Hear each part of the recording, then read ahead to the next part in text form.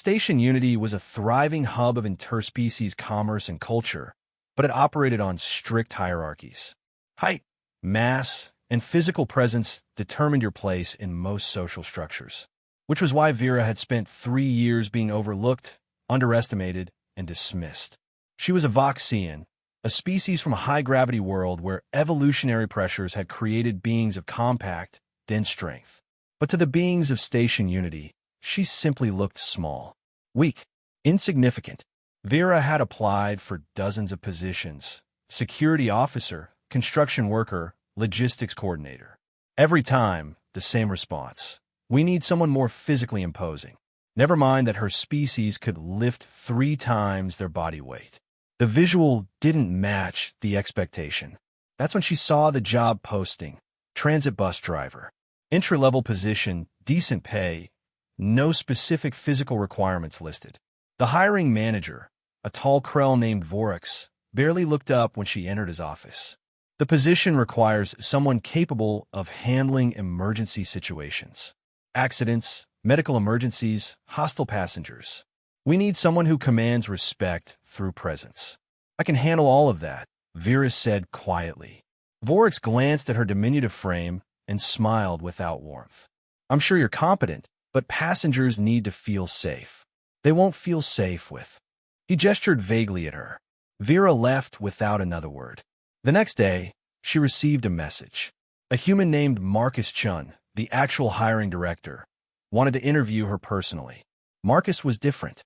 He didn't comment on her height. He asked about her problem-solving skills, her patience, her ability to remain calm under pressure. He explained that a bus driver wasn't there to intimidate. They were there to protect through competence, not physical dominance. Humans spent thousands of years learning that the best leaders don't need to look intimidating, Marcus said. They just need to be reliable, capable, and genuinely care about the people they're responsible for. Vera got the job. Her first weeks were uneventful, and she was grateful for that. She developed a reputation for punctuality, courtesy, and safety.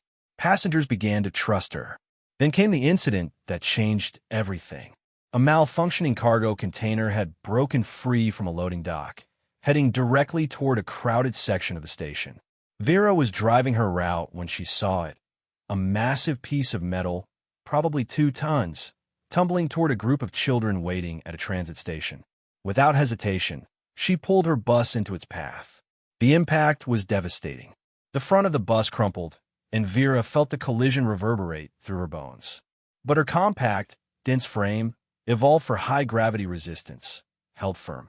The bus stopped the container's momentum just enough that it glanced off the vehicle's side instead of hitting the children directly. When the emergency responders arrived, they found Vera still in the driver's seat, conscious and alert, already calling for medical assistance for the few passengers with minor injuries. The container lay wedged against the bus's reinforced frame. The Krell engineers who analyzed the wreckage were shocked. Any other driver would have been killed. The impact force should have crushed anyone in that seat. But Vera's physiology, the very thing that had been dismissed as weakness, had saved everyone. The story went viral across Station Unity.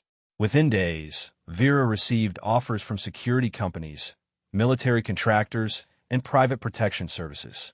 But she turned them all down. She went back to driving her bus route. Vorix, the manager who'd rejected her, approached her in the station 3 weeks later. He looked uncomfortable. I was wrong, he said simply. I judged you based on appearance instead of capability. I apologize. Vera nodded graciously. You're not alone. Most beings here make that mistake. They've been taught that strength looks a certain way. But strength is just adaptation. My people adapted to a world with crushing gravity. They made us strong, just not in the way your culture recognizes. Marcus Chun sought her out as well, but his purpose was different. I want to feature your story in the station newsletter, he said. I want everyone here to understand something. We've built an entire civilization around assumptions about what strength looks like. And we've been wrong. The article that followed sparked genuine conversation across Station Unity. Other overlooked species, those considered too small, too weak, too wrong, began speaking up. and beings from the traditionally dominant species began to listen. 6 months later, the station's hiring practices had fundamentally changed. Job postings now focused on actual requirements rather than physical appearance. Suddenly, capable individuals who'd been invisible were visible. Vera continued driving her bus route, but now she was recognized for what she'd always been. Someone whose quiet strength had changed an entire civilization's understanding of power. One evening, a young Voxian child boarded her bus and looked up at her with awe. "You're Vera. You're so strong." Vera smiled and knelt to the child's level. "I am strong, and so are you. Never let anyone tell you otherwise, no matter what you look like." Sometimes, the greatest strength was simply refusing to accept someone else's definition of who you were supposed to be.